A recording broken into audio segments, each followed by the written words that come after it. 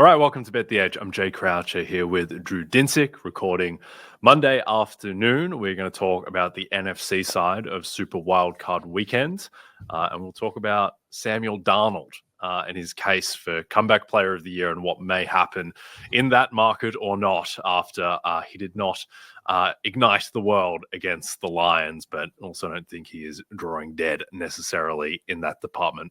But let's start off with Packers-Eagles, Drew. The Eagles, this line's been going all over the place. They opened closer to 3. It's bumped up. It's now Eagles minus 4.5.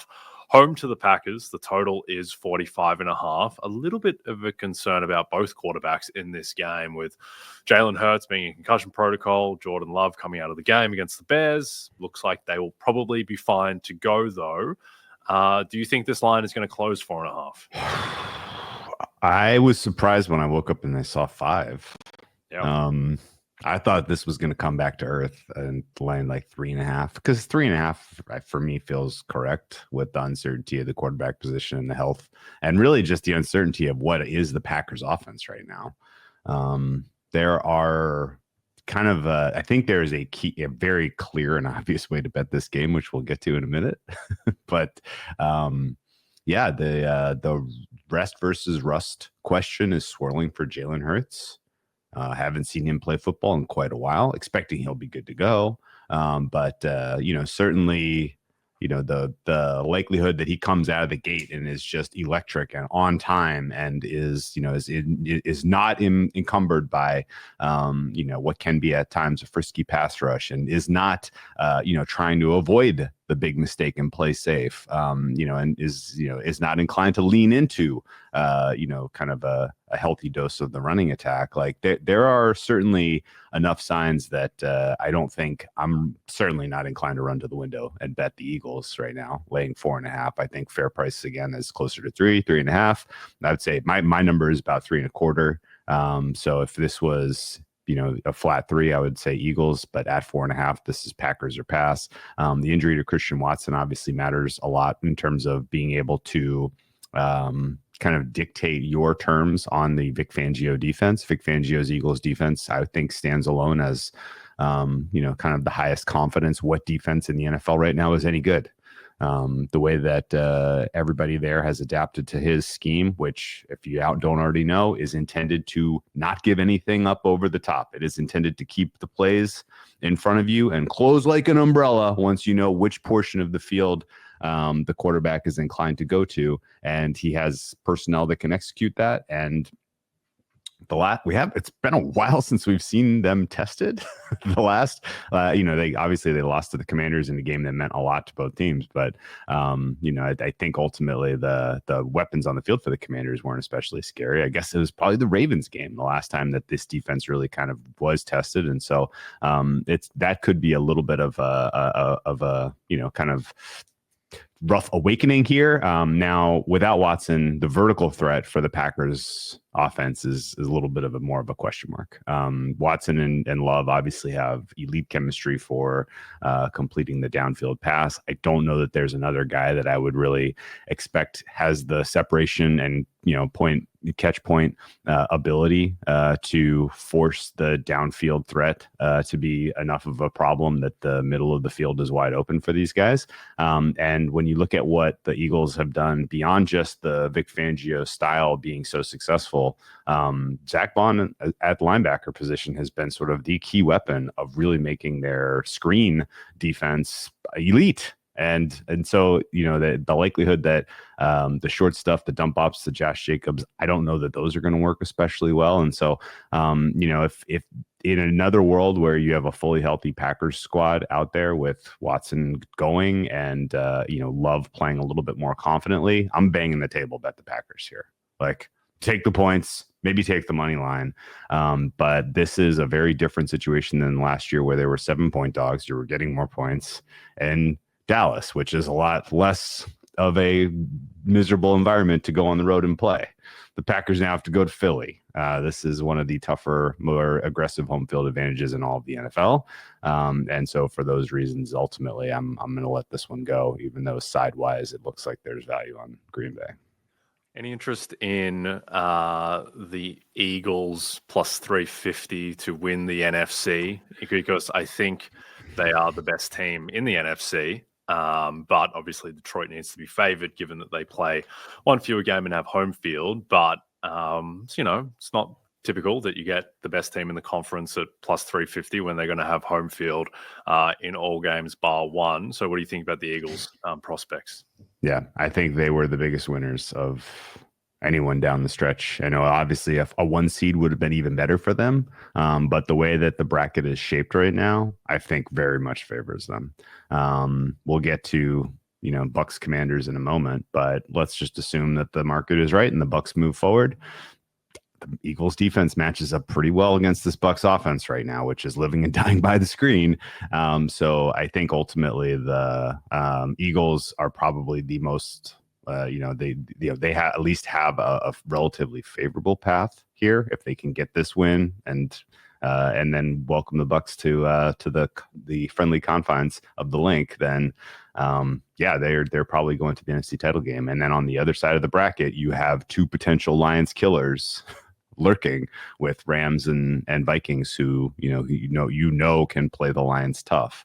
And so there's I think a pretty favorable path for them where they're hosting an NFC title game against either Rams or Vikings. And and then in another world, how do you feel about the Eagles going on the road at Detroit in a potential NFC championship game? And considering the current state of the Detroit Lions defense, which I know played phenomenally well on Sunday Night Football, sustained more injuries and is still going to have a very tough time generating anywhere close to the same pass rush we saw against the Vikings against this Eagles offensive line. So, I think if you made me blindly take one price in the NFC, it would be the Eagles. Okay. Yep. I am in agreement there. All right. It's Supercut Wildcard Weekend on Sunday night. Catch Jaden Daniels and the Commanders as they travel south for a date with Baker Mayfield and the Bucs. Coverage of the win or go home battle begins at 7:30 Eastern on NBC and Peacock. Okay, let's talk about that game. Commanders Bucs. Can you explain to me, Drew Dinsick, why are the Bucs 3-point favorites in this matchup? Because for pretty much the entire second half of the season, the market has rated these teams as pretty even, or with the Commanders even being slightly better. The Bucs coming off pretty dire performance against the Saints in a game that they had to win, or at least they went into thinking that they had to win. So why are the Bucs bouncing in between 3 and 3.5 point favorites over Washington? Yeah, this is entirely divorced from I think what a neutral team ratings would make it, and it's entirely based on the rookie quarterback on the field for Washington, combined with some of the matchup advantages that are pretty clear with Todd Bowles' blitz happy defense against young quarterbacks, combined with the fact that the Commanders don't really have an answer for Mike Evans in the passing game here. There's a lot to look at this Commanders resume and be skeptical. They were very fortunate in end of game fluky nonsense to get to this 12 wins. And we don't even really need to recount all of the absurd wins that they had this year, but suffice to say the coin flip could have easily made this a 9-8 team instead of a 12-5 team. The Buccaneers also relatively lucky to be here. They're here based on the very, very weak strength of schedule combined with, an offensive vision over the balance of the season that was hugely refreshing compared to what they have been running in years past. That is to say, Liam Cohen has done a very, very nice job of kind of reinvigorating a rushing attack that was the most stale, predictable, and lifeless of any team that had any championship aspirations across the NFL. And now with Bucky Irving, and particularly with the screen game that they're employing, they're kind of dynamic. And Baker Mayfield is capable of making precise downfield passes. His wide receivers are capable of creating separation, and Mike Evans is still, absolutely elite at the point of the catch. And so this Buccaneers the offense is capable of really putting some pressure on this Commanders team. And so when you think about sort of, well, what's the most likely game state for this one? You got a Jaden Daniels who is obviously, in my opinion, a top 10 quarterback in the NFL, but has never in his life performed in a playoff, in a crucible of a playoff environment. The chances that he is a little bit cold, a little bit off, a little bit tight, maybe makes some rookie mistakes early in this contest under pressure with Todd Bowles blitzing him on every other down. It's realistic. And then in the Buccaneers, if they're able to exercise their advantage in the passing game here, you could see pretty quickly this one turn into Buccaneers with a multiple score lead. And then at that point, you're hoping that the Commanders, with only Terry McLaurin really to differentiate themselves in the passing game, can come back on a Buccaneers team that does not take their foot off the gas when things are going well. So the Buccaneers run hot. When Baker Mayfield is feeling good, when he's playing good, success breeds success. But I think, your point is fair that if you're just looking at this as to my neutral team rating for this, and this doesn't check out to be a very expensive 3 now. But that said, if you're going to make me go to war with one side across the NFC matchups this week, I think I would go with Tampa Bay, just because, again, like, it's not going to take much for them to have a little bit of early success while Jaden Daniels figures out what a playoff environment feels like. And then, then you blink and this could feel a lot like Cliff Kingsbury and Kyler Murray in their first playoff endeavor on the road against the Rams, where they were just completely lost in comeback mode. So, there's a lot of, kind of history here of young quarterbacks and teams that got here in a somewhat lucky way, just finding their way out of the playoffs pretty softly. And so for those reasons, I think the home team with 3 is right. Interesting. Yeah. I'm more worried for Baker Mayfield in this game than Jaden Daniels, because I think Baker Mayfield is worse at football than Jaden Daniels. So I'd rather have Jaden Daniels. I also think in terms of the playoff aspect, I think we saw particularly with the Falcons game that I would be more confident in Jaden Daniels finding another level in the playoffs, just because I think he's going to run with more abandon in the playoffs. And we see this constantly. Mahomes is the embodiment of this. But when you can scramble and run as a quarterback, that becomes and it's just kind of logical that in the playoffs, you're going to put your body on the line more. You're going to take more hits because the stakes are higher. And I think that Daniels kind of leaning into that element of his game, particularly against Bowles' blitzers, if they don't contain him in the pocket, I think it's pretty terrifying. This Tampa defense just isn't, I just don't think it's very good. I think that it's a huge red flag that Spencer Rattler did kind of whatever he wanted for a half against them after he scored, 0 points against the Green Bay Packers in an entire game of football. I think it's a red flag that like Kirk Cousins basically lit up the Buccaneers and then couldn't do anything against all the other teams in the NFL. I do think the Commanders' defense is pretty suspect. I think that the Bucs passing game will have success there, but I don't know. I think Jaden Daniels is the best quarterback in the NFC. And I think that I've seen enough from him to think that he is certainly not going to be, I don't think he's going to be phased by the moment. I don't think he's going to be phased by a suspect pass defense. I think that the Commanders have the better offense, the better defense, and better coaching. So I don't know. I mean, home field and first playoff game for Jaden Daniels has to be doing a lot. Yeah. And it's not like, like Dan Quinn's lost Super Bowls before. Like he's been here.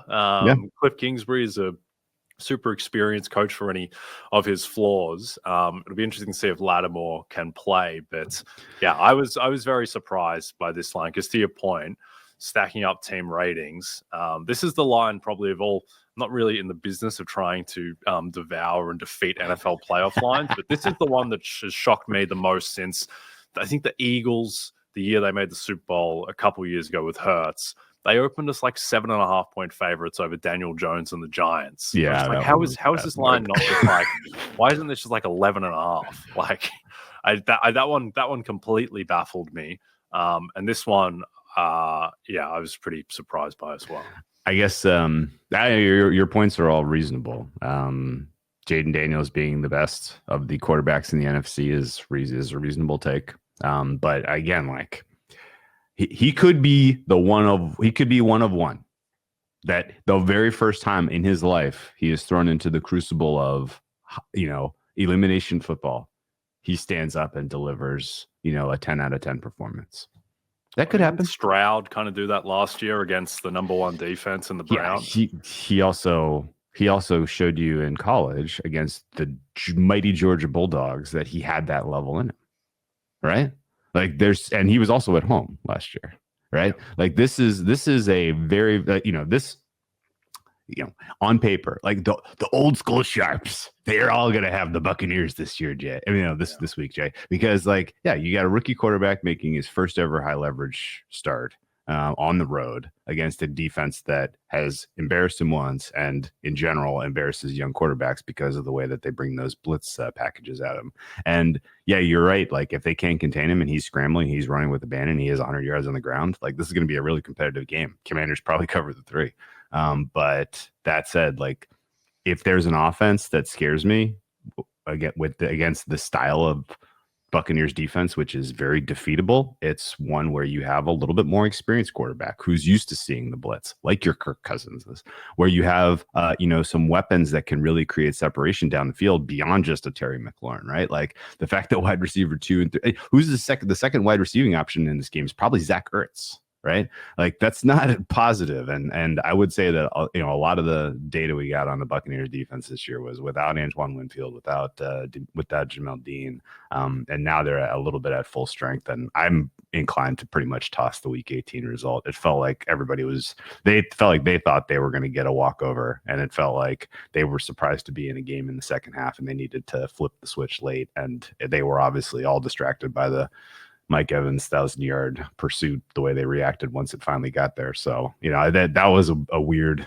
kind of pre-exhibition style game, I think, more than it should have been, considering their playoff lives were at stake. But, it's a weird team. And I think ultimately I could see this tickle 3.5. Right now at kind of key places offshore, we're at -125 for -3. So I already have 3 in pocket. I think if you can track down a 3 -110, I think that's probably there's an opportunity, because again, I think there's going to be a lot of old school money that comes and supports this Bucs squad.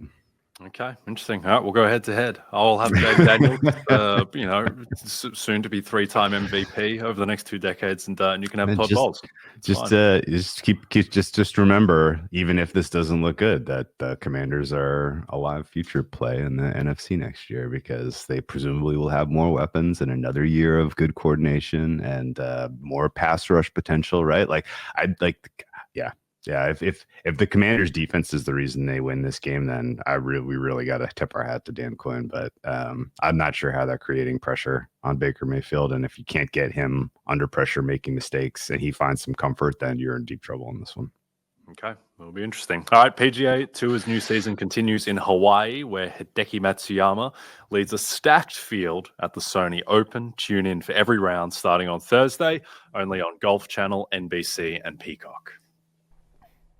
As you all know by now, we've teamed up with BetMGM this season. We'll be using BetMGM lines to make all our picks, and we'll have special offers for our listeners each week. If you haven't signed up to BetMGM yet, use bonus code BETEDGE, and you'll get up to a $1,500 first bet offer on your first wager with BetMGM. Here's how it works. Download the BetMGM app and sign up using bonus code BETEDGE. Deposit at least $10 and place your first wager on any game, and you'll receive up to $1,500 in bonus bets if your first bet loses. Just make sure you use bonus code BETEDGE when you sign up. See BetMGM.com for terms. 21 plus only. U.S. promotional offers not available in New York, Nevada, Ontario, or Puerto Rico. Gambling problem? Call 1-800-GAMBLER. Available in the U.S.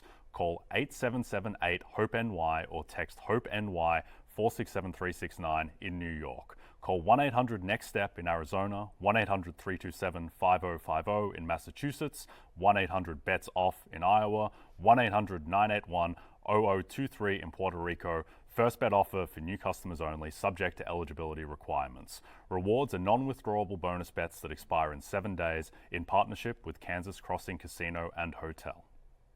Don't forget, if you haven't signed up for BetMGM yet, use bonus code BETEDGE and get your $1,500 first bet offer today. Okay, let's close out with Vikings-Rams. The Vikings, after an inglorious performance on Sunday Night Football, still open as 1.5-point road dogs in LA, where they lost earlier in the year, though a blatant face mask of my man Sam Darnold wasn't called in the end zone at the death. The total is 47. You surprised the total is only 47 in this one? I'm surprised it's that high, Jay. Okay. The I've been keeping this in my back pocket, but all three NFC games I think are unders. Okay. I think that there are enough kind of Achilles heels questions about all of these offenses and enough kind of obvious ways for the defenses to prepare that is going to be a little bit of a hard reset, because over the balance of the final quarter of the season, defenses were struggling, offenses were flying, and totals ballooned. And here we are now in the playoffs with a lot more of like, there's a very clear and obvious signature of what your offense does well that we can take away. Now you got to beat us with your second trick and your third trick. And some of these offenses don't have second and third tricks, as we saw last night with the Minnesota Vikings. It was it felt very one dimensional from Kevin O'Connell. I did not really expect that I guess the big shock of the game, the Vikings come out of that with 9 points. And yes, I know that they had multiple fourth, they were on the doorstep and couldn't convert fourth down opportunities in the red zone. But like, why was it even taking to fourth down? Why was the red zone offense so predictable and kind of stale? Why was Sam Darnold a little skittery? And there's going to be a theme that you're going to hear in a lot of the media and content around the wild card round and inexperienced quarterbacks. And it's possible that game and the stakes and the general kind of vibe of playoff atmosphere was enough to rattle Darnold in his first ever one of those of his life. Right. We talk about like, not really having a reservoir of, oh, I've had success in this type of spot before, I'm fine. Like, it didn't feel like Sam Darnold felt that way yesterday watching him play football. It felt like he was desperate not to make the key mistake and was more inclined to overthrow a wide open wide receiver than incidentally underthrow him and give up an interception and be the reason that they lost. And ultimately he was the reason they lost, because he couldn't convert those opportunities. But I think just in general, the Rams defense is impossible to price.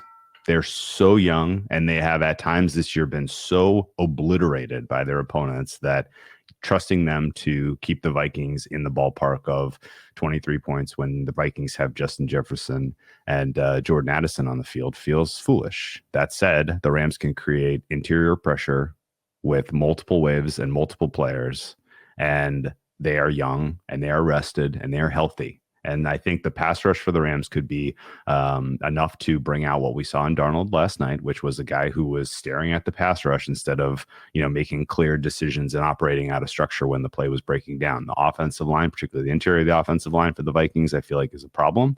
In general, being able to really take advantage of your wide receivers who can create separation downfield doesn't become an advantage when Sam Darnold is staring at the pass rush. So the game, in my opinion, and the total to a degree, I think hinges on whether or not the Rams are able to generate interior quick pressure, and I think they will. Now, on the flip side, what is the Rams offense right now?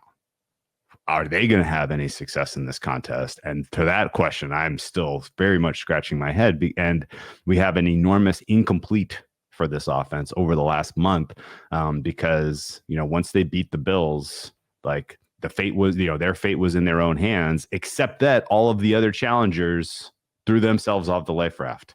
And so there was really no reason for the Rams to kind of press, to put some of their best stuff on tape, to really kind of demand the best of Matt Stafford. And so the kind of question exists to me, like, well, what are they right now? Like, are they going to be able to come out and operate, with the same type of success we saw the Lions have in the second half against this Vikings defense? Or is the run blitz and the Brian Flores scheme going to stump these guys?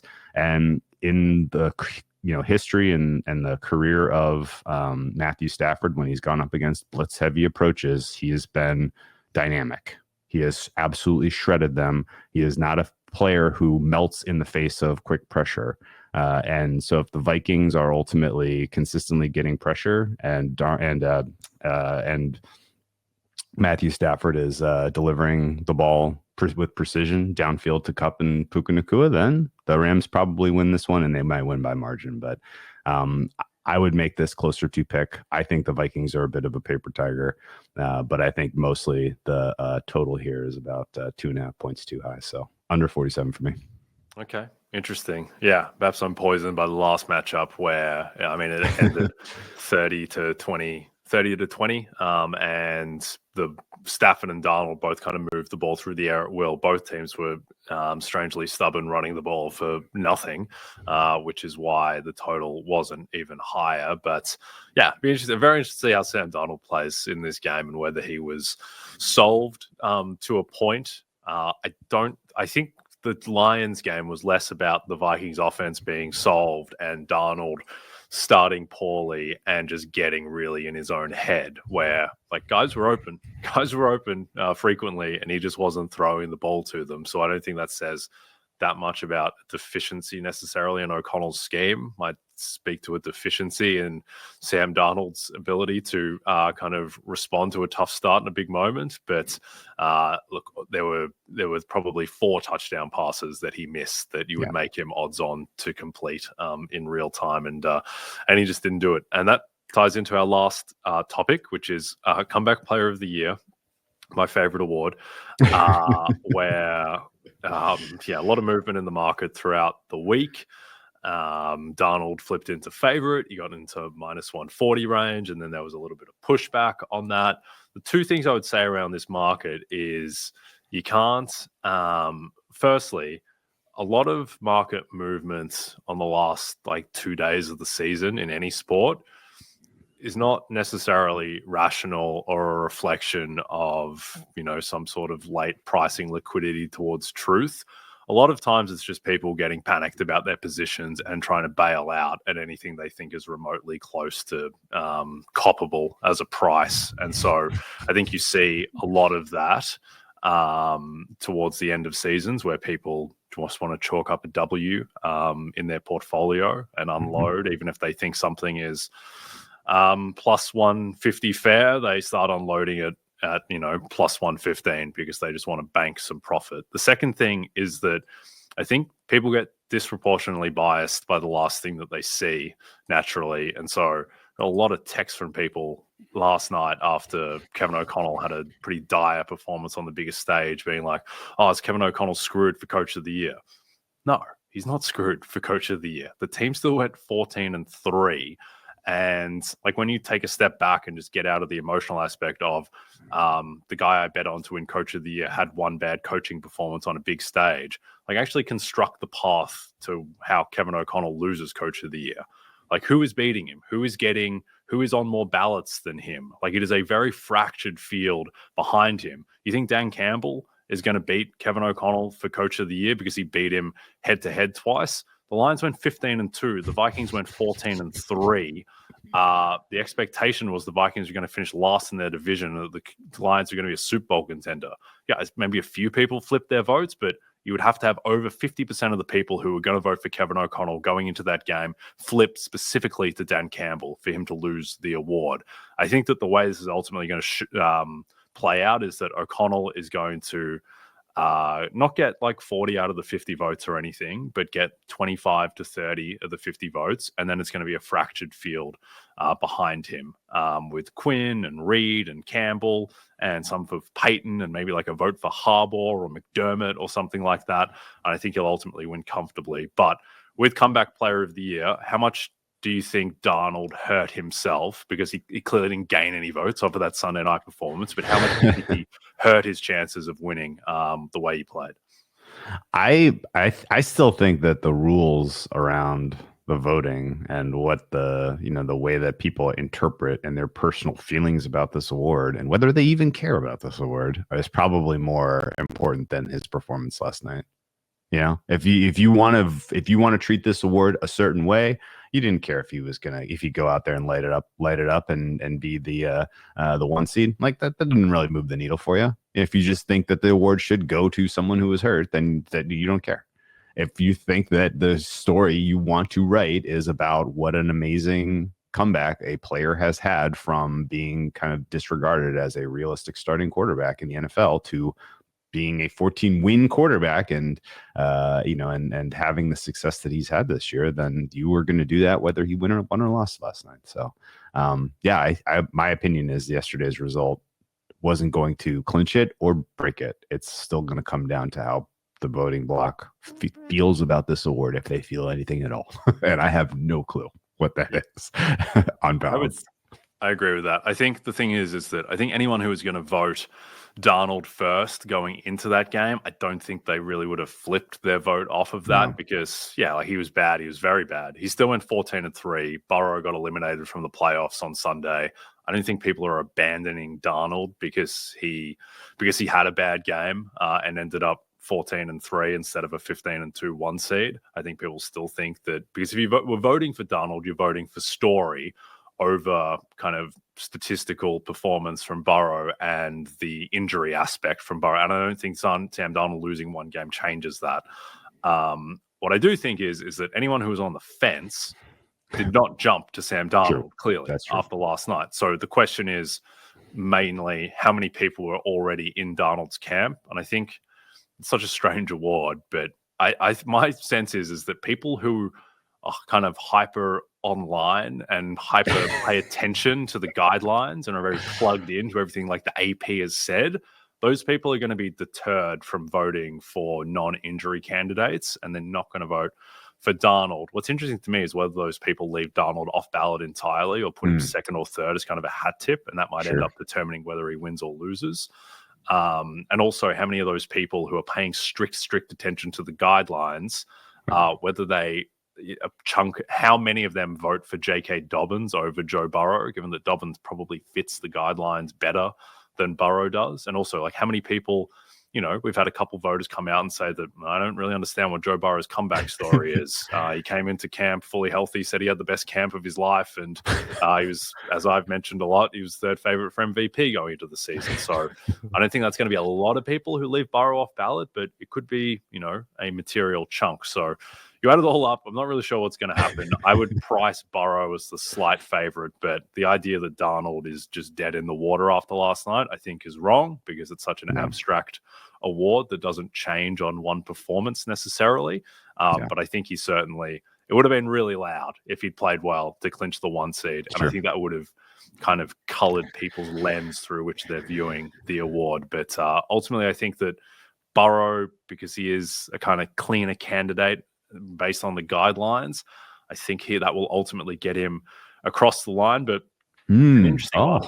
I think that Burrow's comeback player of the year case, I think, is in some ways a projection of the betting market. Because I think if Burrow wasn't if Burrow this whole time was, not the favorite for this award, I think he would have been treated more like Matthew Stafford and Lamar Jackson were last year. I don't really understand why he is, and people have just come to kind of associate it with or Brock Purdy last year. Yeah, exactly. So I think people are just like, Joe Burrow he's the favorite for an award. Joe Burrow, very good at football. Joe Burrow win award. It's like, all right, well, this isn't how we've treated this in the past. And I think the new guidelines really emphasize him over someone like Dobbins. So, but that is my read on all of it. Last year, if you wanted to write the Sam Darnold story, if you wanted to make that case, it would have been Baker Mayfield, not Joe Flacco, right? Your point is extremely, prescient, which is the betting market informs this award because I don't think people really care that much about it.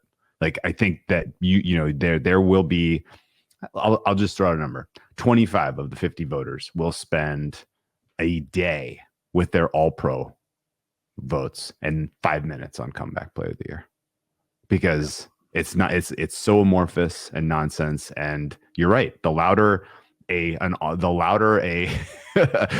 case is fueled by betting market information, that's enough to just be, fine. Joe Flacco second, whatever, I don't care. And then he gets enough second place votes to win. So, it's really I think that last year and this year is just going to tell us the story that people they don't understand it. They don't care about it. And it's random.